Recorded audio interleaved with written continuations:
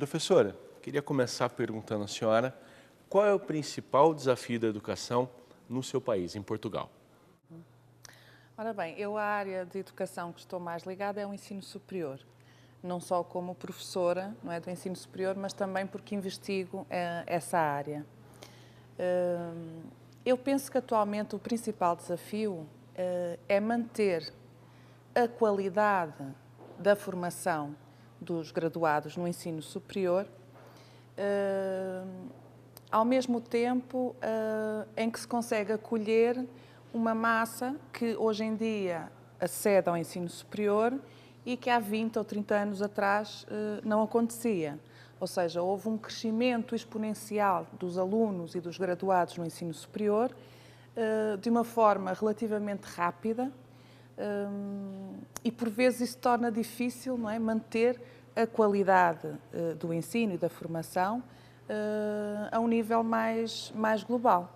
Associado a isso, as mudanças no mercado de trabalho também vêm exigir hoje em dia um trabalhador mais independente, mais proativo, com capacidade de análise crítica, de reflexão, e isso acho que também é um desafio no ensino superior atual. Finalmente, uma última questão tem a ver com o processo de Bolonha, que consiste em quê? Numa tentativa de tornar o ensino superior europeu homogéneo, de forma a que os estudantes possam circular entre as várias faculdades e universidades da Europa e ter os seus diplomas reconhecidos, não é, a nível europeu. Ora bem, isso obrigou a que cada país se moldasse a uma determinada estrutura e em Portugal também aconteceu isso, obviamente, o que à partida é algo positivo, mas também vem colocar novos desafios, que é como neste formato mais homogéneo também manter alguma especificidade ou também manter a qualidade que anteriormente era assegurada de outra forma. No entanto, a filosofia do processo de Bolonha é ter um aluno responsável pela sua aprendizagem e o professor funcionar como um facilitador da aprendizagem. E neste sentido, eu penso que este processo de Bolonha vem incentivar a formação de futuros profissionais sensíveis e capazes de aprender ao longo da vida, que é um requisito que atualmente ninguém pode escapar.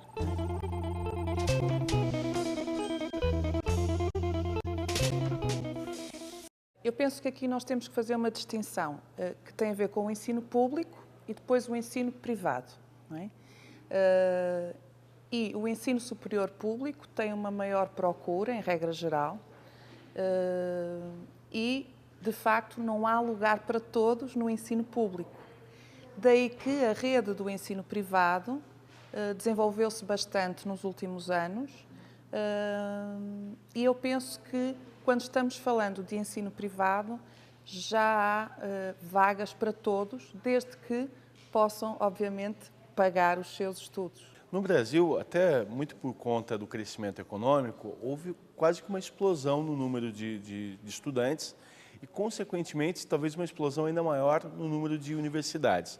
Só que nesse crescimento houve, como consequência, um crescimento de universidades que não garantem minimamente a qualidade do ensino. Portugal vive algo parecido com isso, de instituições que foram incentivadas a serem criadas, mas que não conseguem manter o nível mínimo? Eu não conheço a realidade brasileira de forma extensiva, não é? Mas do que eu conheço, e comparando com o que eu conheço da realidade portuguesa, lá não foi um boom tão aleatório como aqui. Portanto, lá o Ministério da Educação ou da Ciência e do Ensino Superior controla muito os cursos que vão abrindo, as instituições que vão abrindo. Inclusivamente, nos últimos anos, já tem acontecido de fechar algumas instituições privadas que não cumpriam com os requisitos mínimos de qualidade.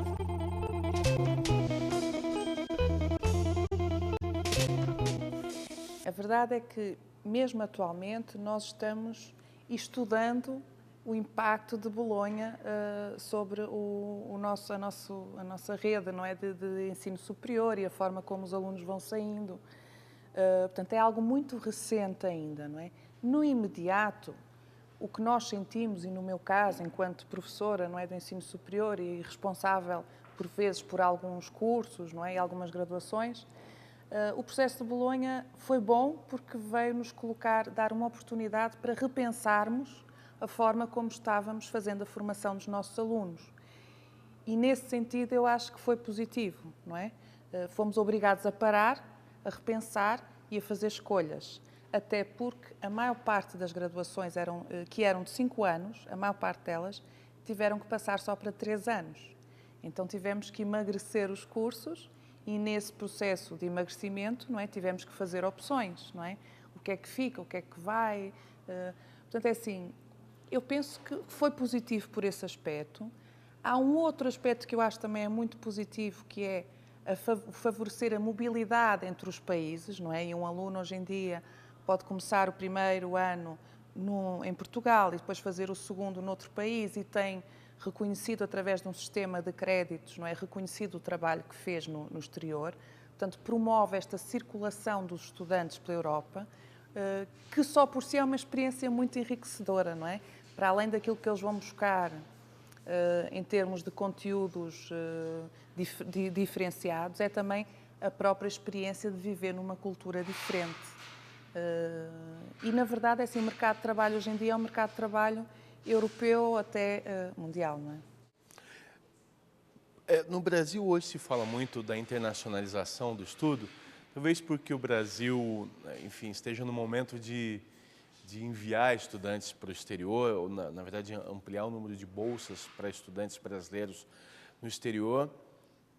E a gente percebe o interesse dos países, Estados Unidos e Europa especialmente, em buscar esses estudantes aqui. Tivemos há pouco tempo um representante da New York University. Inglaterra foi notícia de que pretende levar 10 mil brasileiros. O presidente americano Obama desafiou a presidente brasileira a oferecer 100 mil bolsas. Portugal está interessada também, o país está interessado, o ensino de Portugal, interessado em atrair estudantes de fora ou mais interessado em enviar seus estudantes para outros países? Penso que são as duas coisas. É assim, neste momento valorizamos muito enviar os nossos estudantes para fora, mas também recebemos muitos estudantes, não só de outros locais da Europa, como dos países de língua portuguesa.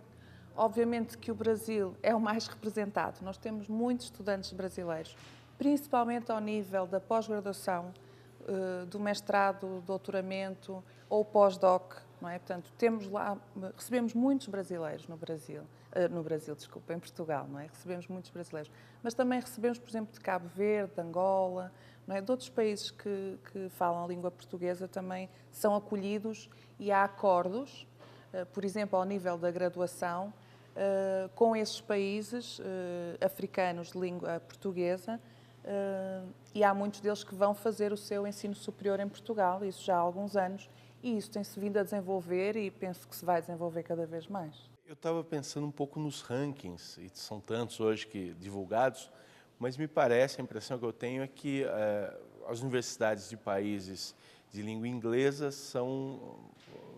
ganham um destaque ou uma preferência nesses rankings. A senhora sente que talvez universidades de países que não falam inglês, não têm o inglês como primeiro idioma, poderiam estar melhor classificados nesses rankings e eles ajudam de alguma maneira? É positivo esse tipo de classificação das universidades? É assim, qualquer classificação é sempre difícil, não é? É difícil, por exemplo, a este nível. Universidade do Porto, não é? Que é um dos locais onde eu trabalho, não é? O ranking é da universidade, só que dentro da universidade nós temos várias faculdades, várias áreas, vários cursos, não é? Pronto, portanto, há áreas que se destacam mais, não é? Depois há rankings também por área, esses aí já acho mais interessantes, não é? Agora é assim, o que é que entra no cálculo desses índices, não é? para fazer o ranking. Muitas vezes entra publicações e publicações na língua anglo-saxónica, não é? E obviamente aí eu penso que todos os países que não falam inglês naturalmente estão em desvantagem, não é? Porque todos nós temos que aprender uma segunda língua e, por vezes, um exemplo muito concreto, a nossa investigação pode ser boa, mas se nós não conseguimos escrever o inglês com as regras todas, não é, que as revistas exigem, por vezes depois também não conseguimos publicar, não é? Portanto, para nós, e quando eu digo nós, não digo só Portugal, não é? Digo todos os países onde a língua oficial não é o inglês, temos essa desvantagem. Portanto, há aqui um domínio, digamos, da língua inglesa que faz também com que esses rankings, em meu entender, sejam muito para os anglo-saxónicos, não é?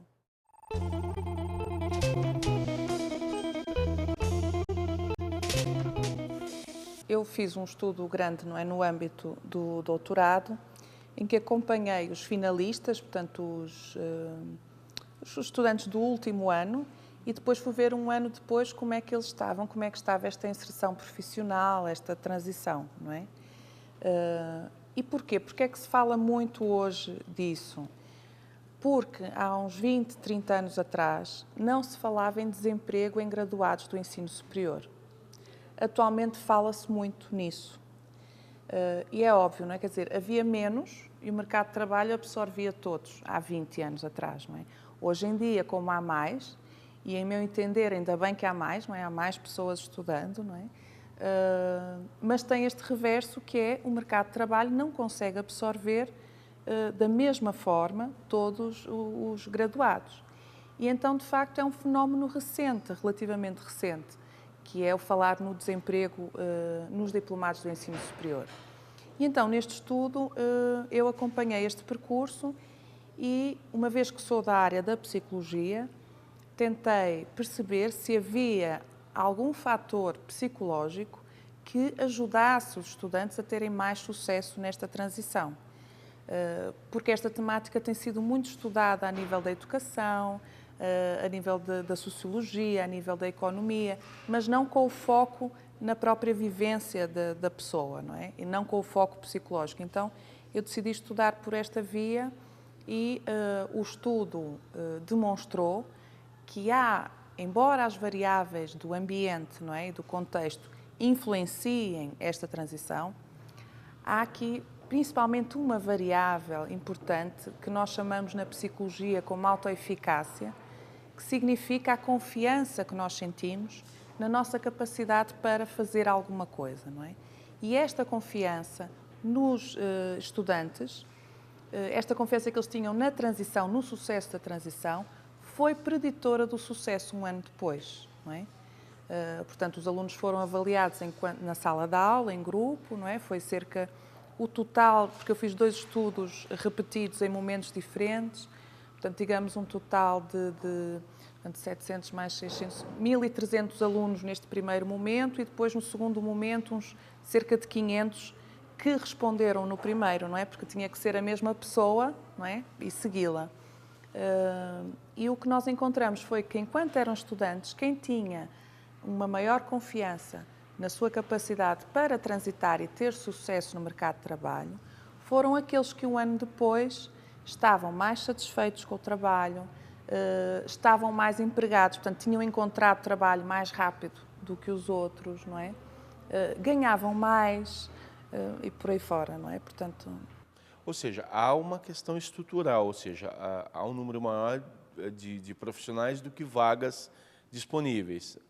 Mas também, nesse cenário, há o impacto dessa posição, talvez eu possa chamar de subjetiva, pessoal, que acaba tendo impacto também no resultado, na empregabilidade, digamos assim, após o aluno se formar, é isso? É isso, não é? Portanto, no fundo, nós temos um desemprego que é estrutural, ou seja, que existe e que vai existir sempre, independentemente dos ciclos, não é?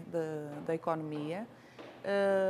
Mas o que eu costumo dizer aos meus alunos é que é assim, há desemprego no ensino, em diplomados, não é? Mas todos os dias as pessoas encontram emprego. Há alguém que encontra um emprego, portanto, vocês podem ser estes. Porquê? O que é que aconteceu em Portugal? Se numa primeira fase o graduado achava que ia ter emprego e tinha um bom emprego, portanto, tinha expectativas altas, depois começou a surgir o desemprego nos diplomados e eles agora acabam por ter expectativas quase mais baixas do que é a realidade, não é? Porque a comunicação social empola muito, não é? Esta questão, desemprego nos licenciados, pronto. No entanto, os dados mostram, mesmo os dados mais objetivos, que quem tem uma graduação de ensino superior fica menos tempo no desemprego do que quem tem só o ensino secundário, que é o equivalente ao vosso ensino médio, não é? Ou até mesmo o ensino fundamental, não é? Há pessoas que ficam só pelo ensino fundamental, esses então têm muito mais dificuldade de depois voltar a inserir-se no mercado de trabalho, não é? Portanto, a minha mensagem para os alunos é sempre esta: compensa estudar.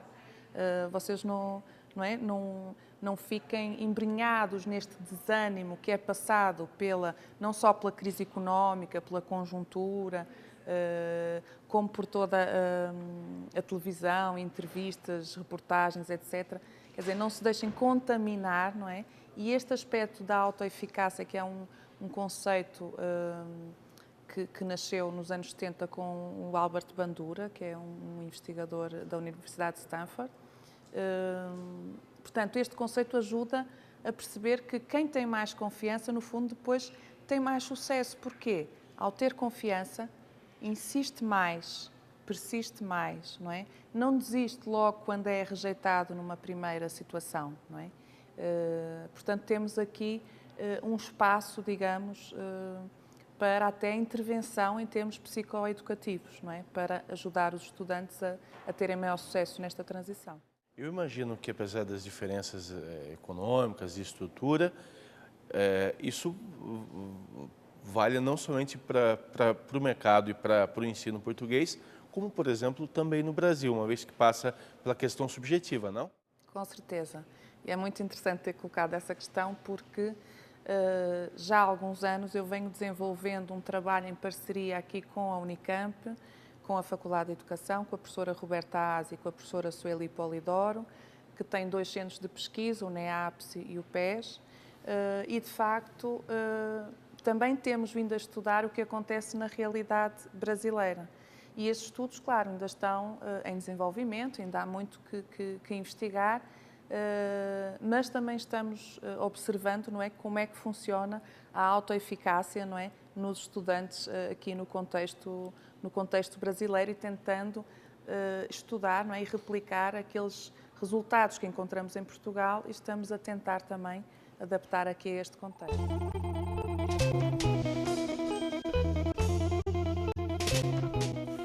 A questão é que a autoeficácia é um conceito que nasceu da investigação e é um conceito que tem um cariz científico e sério.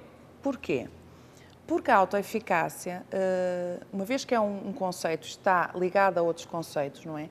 O Bandura explica as fontes da autoeficácia, ou seja, como é que uma pessoa se torna ou não eficaz ou confiante de que vai conseguir alguma coisa.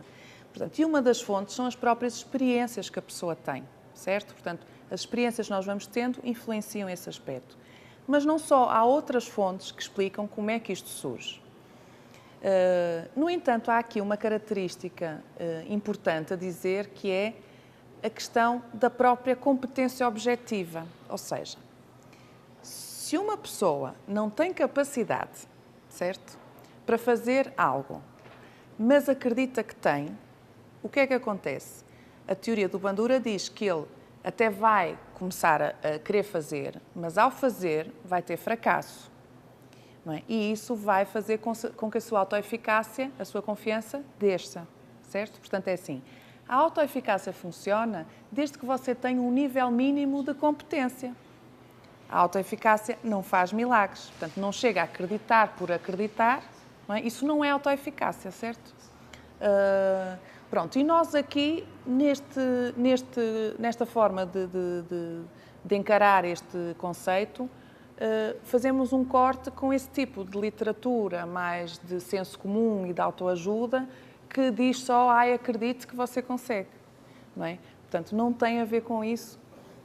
Acredite, mas tem que acreditar e ter alguns pré-requisitos antes disso. O que é interessante é que há muitos estudos que mostram o seguinte, e foi isso que chamou também a atenção do Albert Bandura, que desenvolveu esta linha de investigação da teoria social cognitiva, que aliás aproveito para dizer que aqui no Brasil há um site, não é, da teoria social cognitiva, da responsabilidade da professora Roberta Asi e da sua equipa de investigação, onde tem lá muita informação interessante que se pode ir lá consultar. Mas, retomando o que eu estava a dizer, imaginemos dois alunos com a mesma capacidade para a matemática, o mesmo nível de raciocínio matemático. E um tem uma boa confiança de que é capaz de ter sucesso na matemática e o outro é mais inseguro, não sente tanta confiança. Ora bem, estas duas pessoas colocadas a fazer uma prova de matemática, a que tem mais confiança vai ter um melhor desempenho do que a que tem menos, embora a capacidade possa ser igual. Ok? Portanto, é assim, é preciso ter capacidade, mas há aqui uma margem, não é? Que é explicado pela autoeficácia e não pela capacidade objetivamente avaliada. Dá para dizer, é possível imaginar um cenário em que uma pessoa com uma capacidade, duas pessoas capacitadas, porém, uma que tem uma capacidade um pouco maior, um tanto maior, ela num teste ser suplantada por aquela que tem uma capacidade um pouco menor, porém uma confiança maior, esse cenário é possível? É possível dentro de certos limites, certo? Portanto, digamos que há ali, por exemplo, imaginemos, eu tenho uma certa capacidade para falar inglês, por exemplo, não é? Mas o meu desempenho não é sempre igual, não é?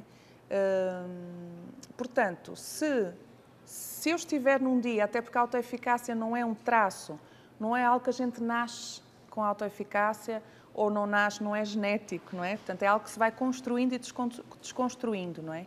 E, por exemplo, uma das fontes da autoeficácia são os estados psicofisiológicos e emocionais. Então, imagine que a nossa entrevista hoje era em língua inglesa, certo?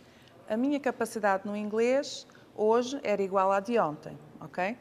Porque não tive mais aulas, portanto, era a mesma capacidade. Mas eu hoje tinha dormido mal, não consegui dormir, estava aqui, chegava aqui extremamente cansada, não é?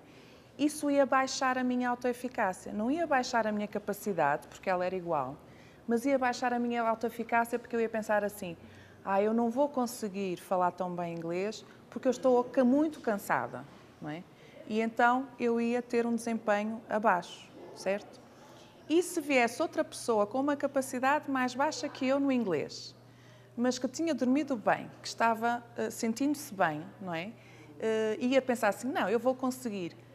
Talvez até falasse melhor inglês que eu, naquela situação, não é? Embora a minha capacidade objetiva fosse maior. E qual é o papel da universidade com relação a isso? Ela pode ajudar o aluno a desenvolver isso, a potencializar isso? Pode. Não só a universidade, mas outros contextos também, porque esta teoria social cognitiva, em meu entender, é uma teoria muito completa, porque vai buscar também a influência do contexto nestas variáveis mais subjetivas ou psicológicas, não é? E então, no estudo que eu fiz, também estudei duas fontes de autoeficácia para a transição para o mercado de trabalho. Uma era o apoio que a pessoa sentia, apoio dos professores, apoio dos pais e apoio dos colegas ou dos amigos, não é? E a outra é um conceito que nós na psicologia chamamos de exploração vocacional ou desenvolvimento vocacional, que é o quanto você conhece a si próprio, nas suas características, os seus pontos fortes, os seus pontos fracos, não é? E quanto você conhece o mercado de trabalho. Portanto, no fundo é assim, quanto mais experiências você tiver de, por exemplo, fazer um estágio numa empresa ao longo da formação, não é? Escutar graduados do seu curso falando como é que foi o processo de inserção deles, experiências de sucesso, portanto, escutar isso, portanto, tudo isso pode ajudar a aumentar a autoeficácia e, por sua vez, a aumentar a probabilidade, porque os nossos estudos são sempre probabilísticos, não é? a probabilidade de vir a ter mais sucesso na transição. E aqui na Unicamp, por exemplo, há o Serviço de Apoio ao Estudante. E este tipo de serviços no ensino superior, que em Portugal também tem se desenvolvido bastante, tem um papel fundamental para preparar os estudantes para esta transição. Porque há muita coisa que podemos fazer, mas que tem que ser fora da sala de aula, não é? E tem que ser uma intervenção fundamentada do ponto de vista teórico, não é? E do ponto de vista da investigação. Então, são pessoas da área da pedagogia, da psicopedagogia, da psicologia, que poderão intervir e que já fazem atualmente, não só em Portugal, mas eu vejo que aqui, pelo menos nesta realidade mais próxima que eu conheço da Unicamp, também vão fazendo algumas atividades que de facto ajudam a promover o sucesso na transição. Isso em Portugal também já tem um número expressivo de experiências ou algo que está se construindo ainda? Sim, nós em Portugal temos uma rede que foi criada em 2004, que se chama Rede de Apoio Psicológico no Ensino Superior, RESAPS. E porquê é que nós criamos essa rede? É uma associação profissional. Porque já havia muitos serviços deste tipo, não é? No país inteiro, mas havia pouco diálogo entre os serviços não estão organizados. Ou seja, uma faculdade pode ter, outra pode não ter, portanto, não faz parte da estrutura obrigatória, digamos, não é? Mas já há muitos. E nós criamos essa rede e vamos tendo congressos em que nos encontramos, vamos tendo pequenas reuniões em que partilhamos as experiências de um serviço ou de outro serviço. Por exemplo, eu própria, em 2001, criei um serviço em conjunto com uma colega, que é o Serviço de Inserção Profissional da Escola Superior de Estudos Industriais e Gestão no Politécnico do Porto. E, portanto, é assim, há várias iniciativas, não é? Não está estruturado do ponto de vista mais global, se quiser, não é? Mas há muito e é uma área em grande desenvolvimento. Professora, queria agradecer pela entrevista, realmente muito obrigado pelo seu tempo, pela atenção. Obrigado. Tá, boa tarde, obrigada.